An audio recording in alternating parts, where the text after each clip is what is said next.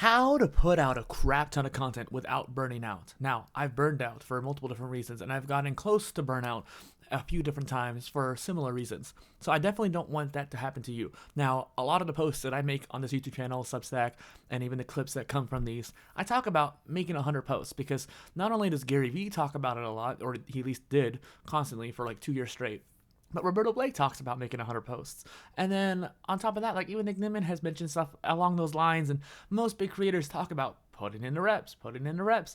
What does that look like? And what I try to do from this content is paint the picture for you. It is not just 100 posts per day and 100 reps total to get the skill. It is more like a scale. You start off doing just a few reps, then slowly increasing it over the course of time into outputting more reps per day, and in turn, more towards your total number, right?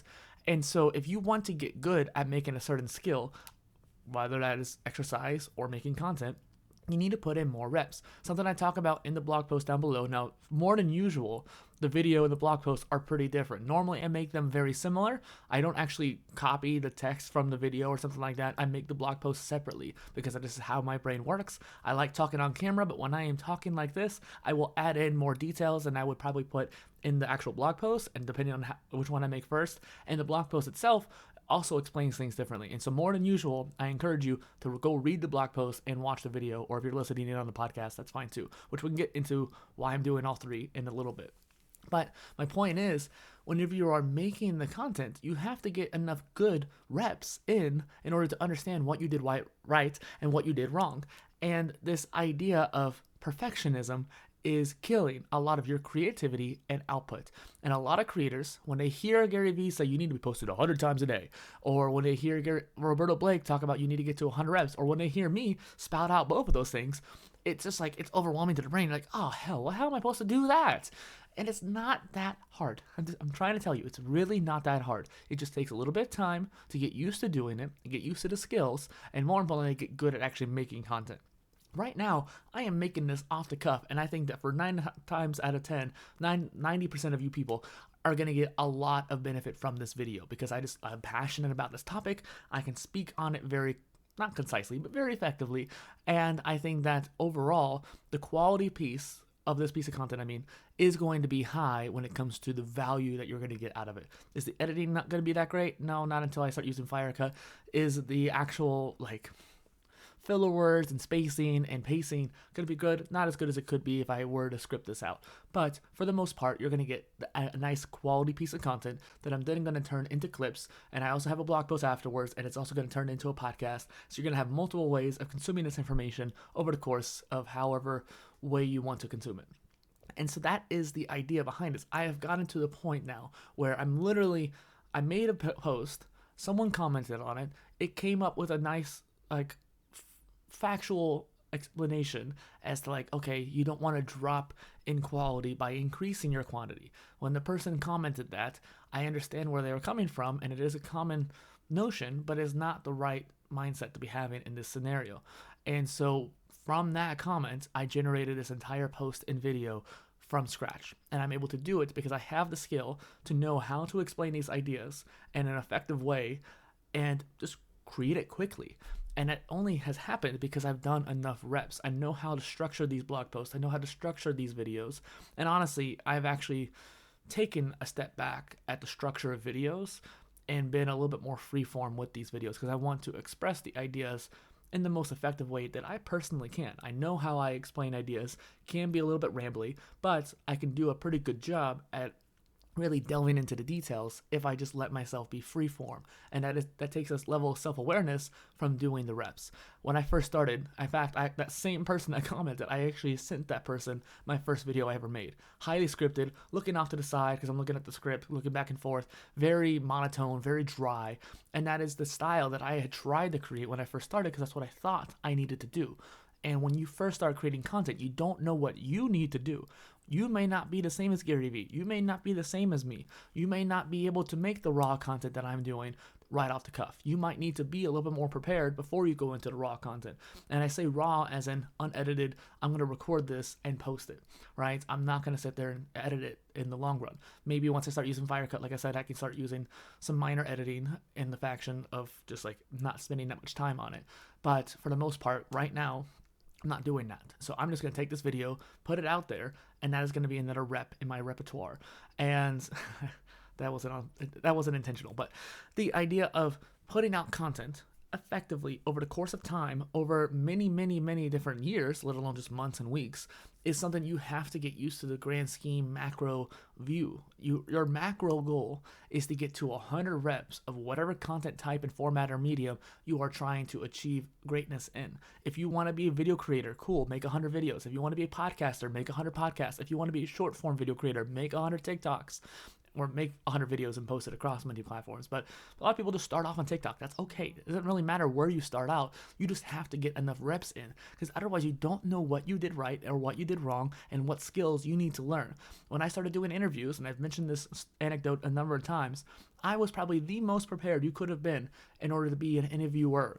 I did so much research. I emulated so many different great podcasters. I was looking at Pat Flynn and John Lee Dumas, who is a great interviewer, maybe not in person, but a great interviewer and has a lot of experience. I was looking at Tim Ferriss. I was looking at even, I don't think Diary of a CEO was around yet, but the content that I was emulating and trying to learn from was just top tier. And I was probably the most prepared, but 5 interviews in, I had to completely change the format of my show.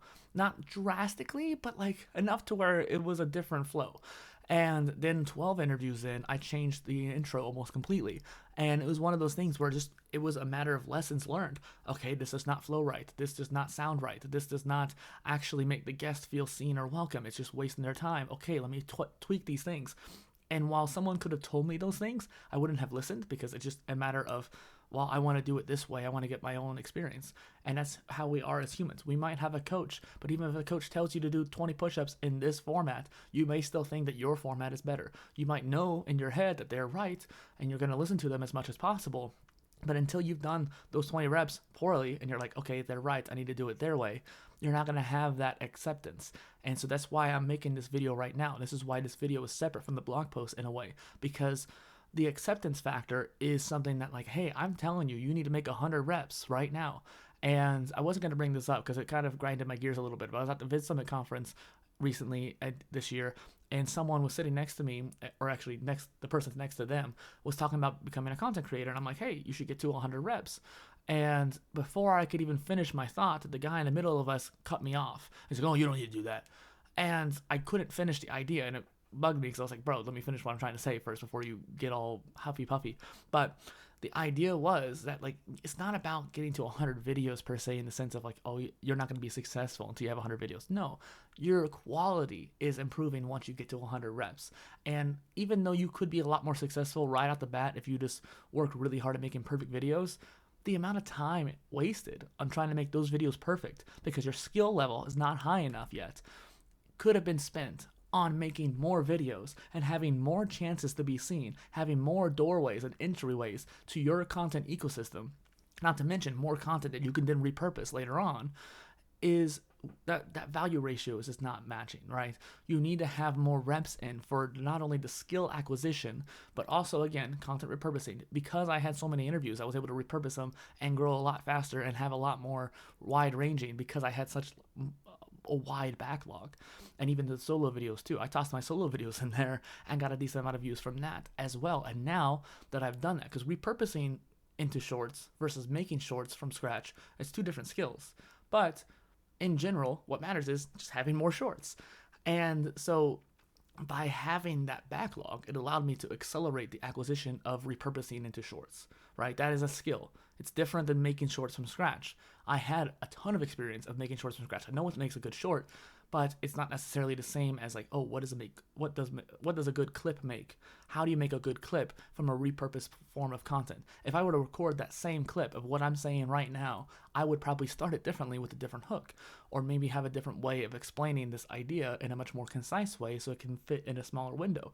But this idea is also pretty good, and if I were to just quickly repurpose it, I can get more content out because I'm just tossing it into Opus and calling it a day, or Substack clips or something like that. So my point is, in this long-winded explanation, is that you need to get to the point of having a number of reps, because the more reps you do, the more likely you're going to have perfect reps throughout it. If I'm sitting there doing dumbbell curls and, I'm bending my wrist a little bit, I'm askew a little bit. Granted, there are different ways of doing curls, but let's say I'm trying to do the normal upward palm way, then you don't want to be bending your wrist too much. You don't want to be dropping or swinging your arms. Those are the lessons that you learn by doing proper reps and keeping your arms still as you're activating the bicep. You only learn how to do those little details over the course of time when your muscles remember how to do it. If you do the wrong reps for too long, then yeah, your muscles are going to remember the wrong way of doing things. But if you end up doing the proper reps for a long enough period of time, even if they're just mildly good, eventually you're going to have more and more perfect reps in the range of those mildly good. So every 4 mildly good reps, you might have a good perfect rep, like a great perfect rep.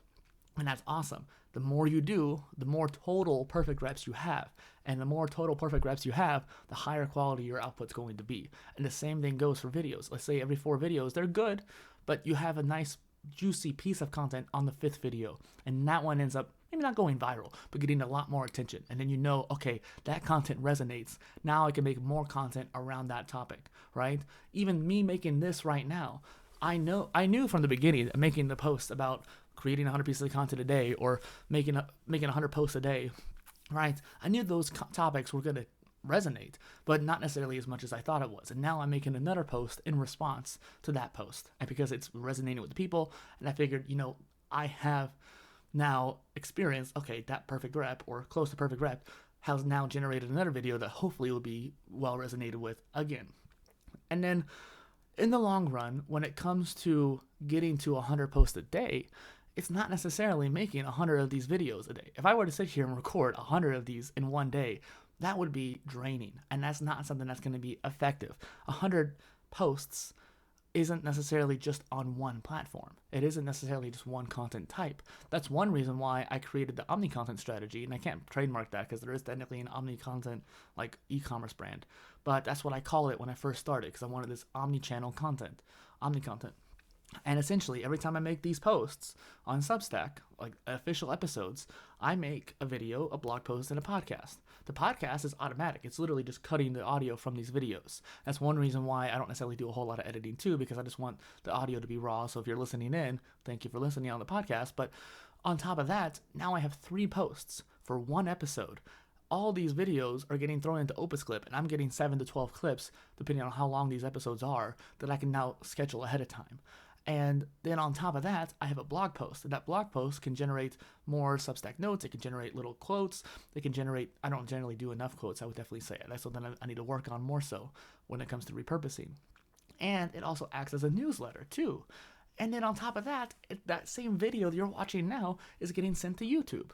And then again, the podcast is going to Spotify and Apple. If you want to count those as 2 different platforms, cool. That's 2 reps right there. So in the end, you're having newsletter, blog, 2 different podcasts, 2 different videos. That's 6 posts just from that. I'm making, let's say, 10 clips. That's another 10 posts right there. That's 16 posts from one episode.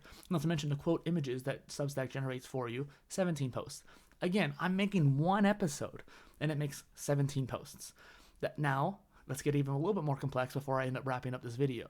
If I were to take those 10 clips and now post it across the platforms that accept clips. Now, there is Instagram Reels, Facebook Reels, let's say YouTube Shorts, and TikTok. Those are the main 4 that you should definitely be always posting on. Facebook Reels is actually something that I've been pretty lax on, but I've been trying to do better with. And now also LinkedIn does short form video. And I say now, it's been that way for a minute, but it's hit or miss depending on your content niche. Blue Sky has a video feed, at least on mobile. And then somewhat often, Twitter does a decent amount of progress when it comes to video posts, might as well post it to Threads, and at that point, maybe Mastodon as well.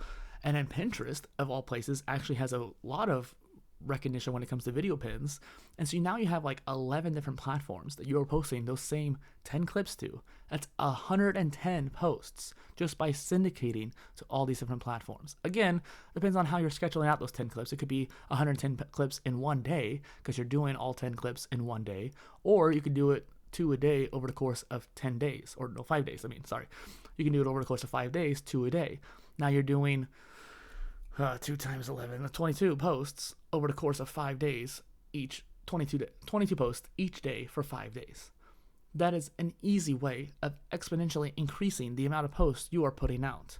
Granted, there is contextual captions and hooks depending on the platform you're on and depending on what your niche is. Okay, there's caveats, of course, but right now it's literally just the basic concept of you just understanding that you need to spread out your content and be more platform agnostic. Do not put all your eggs in one basket. That is the point of this blog post. That is the point of this video and podcast. I hope that this helped you. And please, if you have a comment, leave it down below. Maybe you'll be the next reason why I make another post.